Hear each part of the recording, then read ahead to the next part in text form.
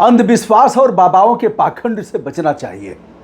बाबा गरीबों का शोषण करते हैं, गरीबों की भावनाओं के साथ खिलवाड़ करते हैं और बाबाओं से कल्याण नहीं होगा। अगर कल्याण होगा तो बाबा साहब के संविधान से होगा और कानून से होगा। इसके लिए उन्हें जुड़ना पड़ेगा बीएसपी से, ऐसा कहना है सुश्री मायावती का, पूर्व मुख्यमंत्री का। उन्होंने हाथरस के कांड पर अपनी चुप्पी तोड़ते हुए लोगों को इस तरह की सलाह दिया और बाबा को आड़े हाथों लिया। ऐसे लोगों पर कार्रवाई की मांग किया। बहुत से लोगों का कहना है कि जो लोग मरे हैं उनकी वही नियति थी, वो अच्छे भाव से नहीं आए थे इसलिए चले गए, उस दुर्घटना का शिकार हुए। बाबा का इसमें कोई दोष नहीं था। बहुत से लोग बाबा को दोषी ठहरा रहे हैं। उसी में हमने एपी सिंह जो वरिष्ठ अधिवक्ता है सुप्रीम कोर्ट के, उन्होंने ताल ठोक करके कहा है कि बाबा का कौन सा अपराध, बाबा का न अकाउंट है, न बाबा के नाम से कोई इस तरह की उनका कोई मठ मंदिर है और अपने पेंशन से काम चलाते हैं। यह भी कहना है, एपी सिंह का कहना है। मैंने पूछा पुलिस खोज क्यों रही है, अपराध दर्ज नहीं है? तो उन्होंने कहा आप उनसे पूछिए पुलिस से क्यों खोज रही है, बाबा का कोई कसूर नहीं है। और उन्होंने यह भी कहा कि उत्तर प्रदेश सरकार तथा मुख्यमंत्री आदित्यनाथ योगी जो एसआईटी का गठन किए हैं, जो हाई कोर्ट के एक सेवानिवृत्त जज के नेतृत्व में एक आईएएस और एक आईपीएस की समिति का जो गठन हुआ है, वह रिपोर्ट देगी 2 महीने में और दूध का दूध पानी का पानी हो जाएगा। लेकिन बाबा जेल नहीं जाएगा। पहले बाबा निरंकारी थे, अब बाद में स्वयं की दुकान चलाने लगे। सूरजपाल जाटव निरंकारी मिशन में जाते थे, सत्संग सुनते थे। निरंकारी मिशन में मैं भी जाता हूँ, उसके साथ मैं भी जुड़ा हूँ। तमाम धार्मिक संस्थाओं और ऐसी मान्यताओं के पोषण करने वाले संगठनों से जुड़ा हूँ। निरंकारी मिशन मुझे अच्छा भी लगता है, बहुत से मामले में अच्छे हैं लोग। वहाँ गुरूर टूटता है, घमंड खत्म होता है। जहाँ जहाँ अच्छा लगता है वहाँ से ग्रहण कर लेता हूँ। बाबा ने एक खेल किया था, वह खेल आज भी लोगों के जुबान पर है। उस खेल में बाबा ने एक लड़की को कहा था हम इसे जिंदा कर देंगे। नाम था स्नेहलता और स्नेहलता उनके साले मेवा राम की लड़की थी। स्नेहलता को कैंसर हुआ था। बाबा ने दावा किया कि हम इसको जिंदा कर देंगे। टूटती हुई सांसें एक बार लौट करके आई थी तो चारों तरफ हल्ला हो गया था कि वह तो दिवंगत हो गई थी, मृत्यु हो गई थी उसकी, बाबा ने जिंदा कर दिया। शमशान घाट पर लोग ले गए। बाद में फिर दम उखड़ गई, दम टूट गई। शमशान घाट पर गए लोग, बाबा भी पहुंचते हैं, बाबा के सेवादार पहुंचते हैं और कहते हैं कि हम इसे जिंदा कर देंगे, घबराओ मत। यह है आगरा का केदारनगर।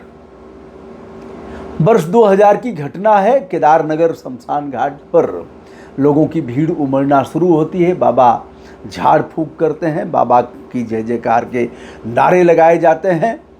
बाबा कभी हनुमान के रूप में हो जाते हैं, कभी राम के रूप में हो जाते हैं, कभी विष्णु भगवान जैसे चक्र सुदर्शन लेकर के दिखते हैं, कभी योगेश्वर भगवान श्री कृष्ण के रूप में लोगों को दर्शन देते हैं।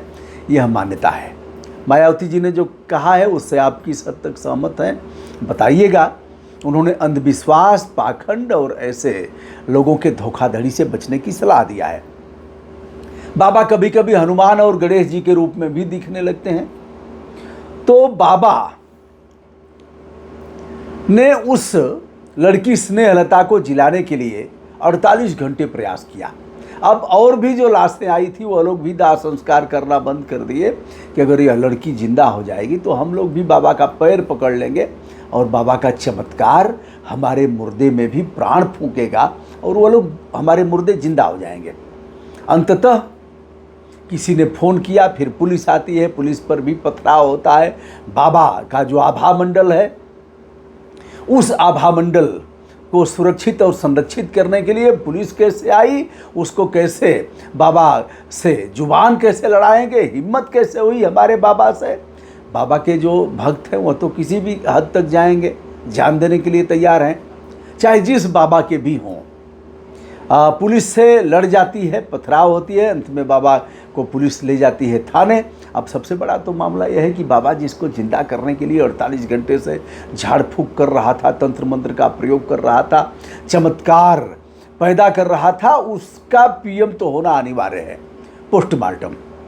पोस्टमार्टम कराने के लिए पुलिस किसी तरह से लाश को कब्जे में लेती है, पोस्टमार्टम होता है और बाबा के ऊपर मुकदमा दर्ज होता है। बाबा जाता है जेल, लेकिन बाबा की जमानत हो जाती है। बाद में चलते चलते बाबाओं के केस वापस लेने के लिए सरकारें खुद प्रयत्नशील हैं। वो तो भला हो कोर्ट का कि आसाराम बापू और उनके लड़के, ऐसे तमाम और जो भी बाबा हों, नाम कहेंगे तो उनके भक्त लोग गरियाते हैं, बहुत बार कहते हैं उनका क्यों नहीं, राम रहीम, रामपाल इत्यादि इत्यादि इत्यादि इत्यादि बहुत हैं। तो कोर्ट का भला हो जिसने कि ऐसे लोगों को नहीं छोड़ा, नहीं तो नेता लोग तो कब का इनको रिहा कर देते। अब बाबा जो यह केस हुई थी तो इसमें 6000 लोगों पर लगभग एक आरक्षी था। पुलिस कहाँ कहाँ जाएगी? कल एपी सिंह से हमने कहा कि क्यों नहीं बाबाओं के प्रवचन ऑनलाइन का हो रहे हैं और नेताओं की रैलियां क्यों नहीं?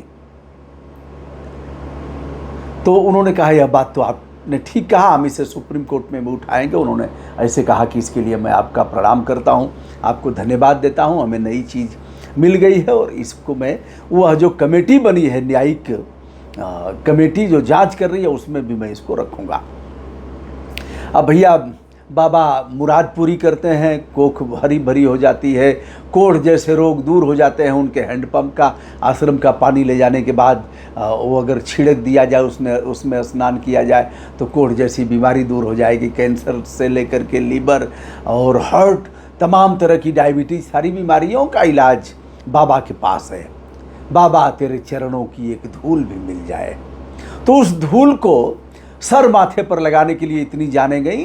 2 लाख रुपए प्रदेश सरकार ने दिया, 2 लाख संभवतः केंद्र से भी मिल रहे हैं। 4 लाख रुपए व्यक्ति के जीवन के लिए कम है क्या? धिक्कार है ऐसे आयोजनों पर, और धिक्कार है ऐसी पुलिस और प्रशासन पर, धिक्कार है ऐसे शासन पर कि ऐसे बाबाओं को वह खोज रही है, लेकिन बाबा पर अपराध दर्ज नहीं है। दोस्तों, मैं हूं ब्रजभूषण दुबे, विनम्रता के साथ हमारा प्रणाम स्वीकार।